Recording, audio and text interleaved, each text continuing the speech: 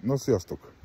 Józsi vagyok, és sikerült megvennem életem első komolyabb fűkaszáját.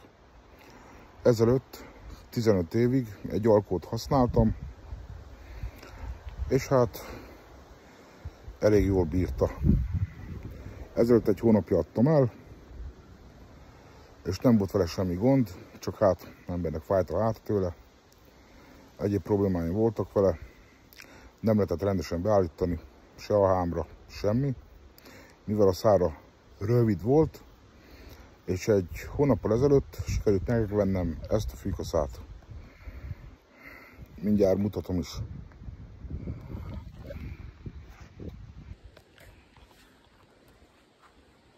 Ez egy Stihl FS 411C típusú. Látszik is a szárán. Egy hónapja áll, és nézzük az indítást. Egy hónap állás után. Elforgatom.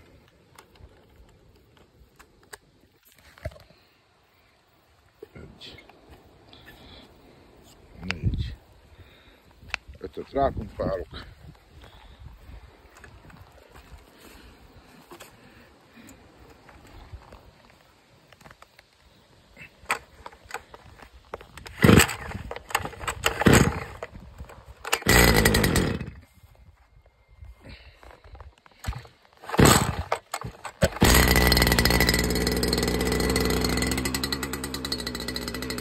Már megy is.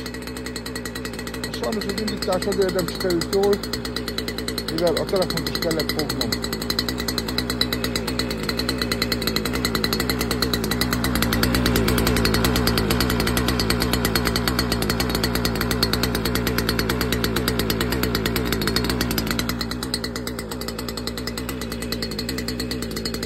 Pár másodpercig annyi kell járni, hogy megszívja magát.